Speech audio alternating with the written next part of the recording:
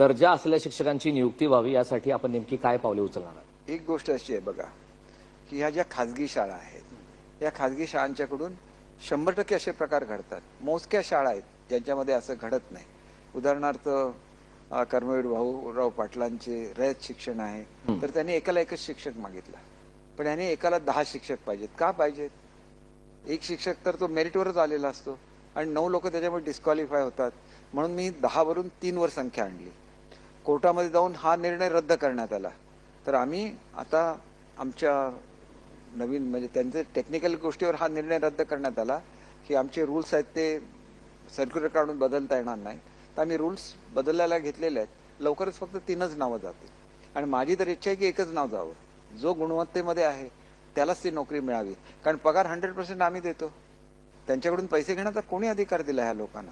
आणि हे सुद्धा करणारा मी पहिला शिक्षण मंत्री आहे, की ज्याने हे आणलं की 10 नाही देणार, आम्ही 3च देणार. आम्ही सगळ्या सुविधा देतो शिक्षकांना, पण त्याच्याचबरोबर संस्थांना सगळ्या सुविधा देतो. परंतु त्याच्याचबरोबर ह्याच्यावर कंट्रोल पाहिजेच ना. अशाही काही ठिकाणची परिस्थिती आपण पाहिलेली आहे की 7 वर्ग 2 शिक्षक, 5 वर्ग 1 शिक्षक.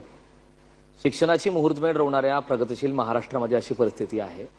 शिक्षकांच्या अद्यापही नियुक्त्या झालेल्या नाहीत, अनेक ठिकाणी जागा रिक्त आहेत. त्यावरती काय करणं आवश्यक एक आहे की बघा, महाराष्ट्रामधली सगळ्यात मोठी भरती शिक्षकांची ही माझ्या काळामध्ये झाली. अगदी.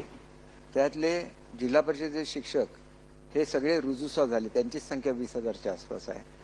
म्हणजे 16 की 18,000 आहे, मला नेमकं आठवत नाही. काही शिक्षकांच्या भरतीच्या बाबतीत स्टे आहे. तो स्टे उठला की लगेच त्यांची भरती सुरू होईल. आणि खाजगी शाळा आहेत त्यांच्या भरतीला आता सुरुवात झाली, ज्याच्याबद्दल तुम्ही आता उल्लेख केला की पैसे घेतले जातात म्हणून. कोण घेणारे लोक दोषीच आहेत, परंतु त्यांची सुद्धा भरती आम्ही करून देतोय. आणि त्यानंतर शिक्षकेतर कर्मचाऱ्यांची भरतीला सुद्धा आम्ही सुरुवात केलेली आहे. पहिल्यांदा महाराष्ट्रामध्ये एवढ्या मोठ्या प्रमाणामध्ये भरती झालेली आहे.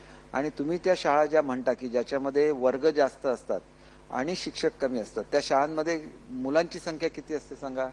7 असते, 8 असते, 9 असते, 1 असते, 4 असतात. तरी पण आम्ही तिथे शिक्षक देतो.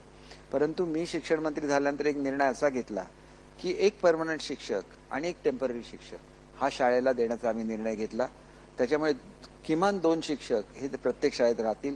एकतर तो निवृत्त शिक्षक असेल किंवा तो नव्याने डी.एड झालेला किंवा बी.एड झालेला असेल.